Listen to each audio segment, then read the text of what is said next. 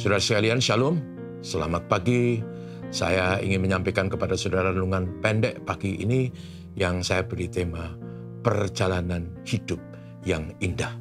Teksnya diambil dari Kisah Para Rasul, pasal 10 ayat 34 sampai 43 berbunyi demikian. Lalu mulailah Petrus berbicara, katanya, "Sesungguhnya aku telah mengerti bahwa Allah tidak membeda-bedakan orang. Setiap orang dari bangsa manapun yang takut akan Dia dan yang mengamalkan kebenaran berkenan kepadanya." Itulah firman yang Ia suruh sampaikan kepada orang-orang Israel, yaitu firman yang memberitakan damai sejahtera oleh Yesus Kristus, yang adalah Tuhan dari semua orang. Kamu tahu tentang segala sesuatu yang terjadi di seluruh tanah Yudea, mulai dari Galilea sesudah baptisan yang diberitakan oleh Yohanes, yaitu tentang Yesus dari Nazaret, bagaimana Allah mengurapi Dia dengan Roh Kudus dan kuat kuasa. Dia yang berjalan berkeliling sambil berbuat baik dan menyembuhkan semua orang yang dikuasai iblis, sebab Allah menyertai Dia. Dan kami adalah saksi dari segala sesuatu yang diperbuatnya di tanah Yudea maupun di Yerusalem. Dan mereka telah membunuh Dia dan menggantung Dia pada kayu salib. Yesus itu telah dibangkitkan Allah pada hari ketiga, dan Allah berkenan bahwa Ia menampakkan diri bukan kepada seluruh bangsa, tetapi kepada saksi-saksi yang sebelumnya telah ditunjuk oleh Allah, yaitu kepada kami yang telah makan dan minum bersama-sama dengan Dia setelah Ia bangkit dari antara orang mati.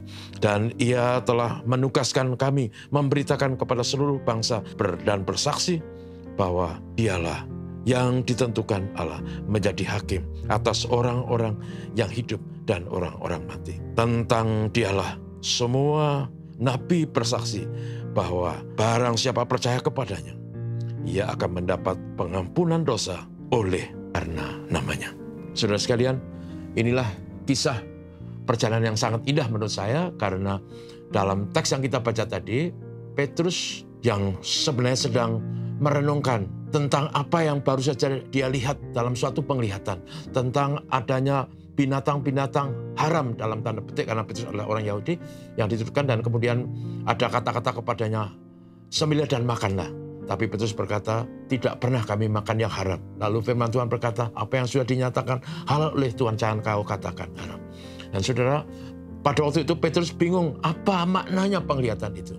Sampai akhirnya ada orang datang mencari dia, yaitu suruhan Kornelius, seorang perwira di Kaisaria, yang sedang mencari Petrus sesuai dengan perintah malaikat Tuhan.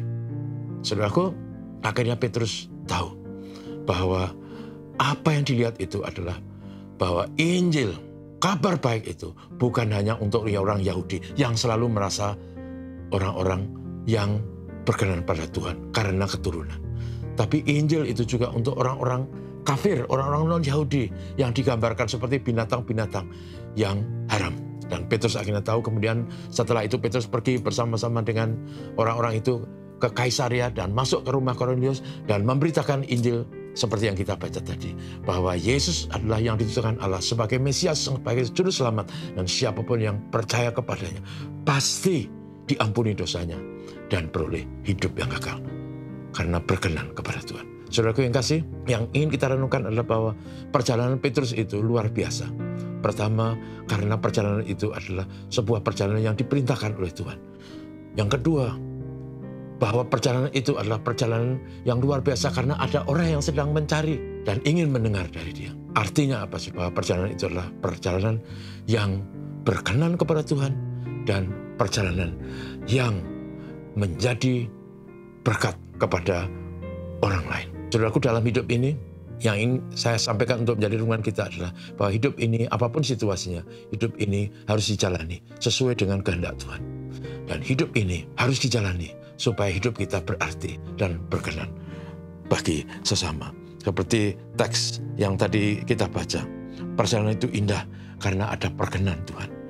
Dan perjalanan itu indah karena tujuannya benar. Semoga hidup kita juga menjadi orang Kristen yang hidup kita diwarnai oleh tujuan yang benar sesuai dengan kehendak Tuhan. Mari kita berdoa. Terima kasih kepadamu. Tuhan berkati kami, Tuhan menolong kami hari ini, supaya hidup kami seperti digambarkan sebuah perjalanan indah. Karena ada kehendak Tuhan yang dituruti, dan perjalanan yang menjadi berkat bagi orang lain. Sama seperti yang dilakukan Petrus, yang sedang berjalan menuju ke rumah Kornelius. Semoga Bapa Surgawi ini juga menggambarkan hidup kami. Apapun situasi yang kami hadapi, hidup kami adalah hidup yang kami jalani, berkenan kepada Tuhan, sekaligus juga menjadi berkat bagi sesama orang beriman. Bapa, terima kasih kepadamu.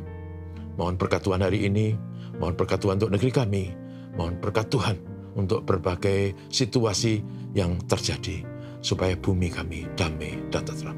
Haleluya. Dalam nama Yesus. Amin. Terima kasih.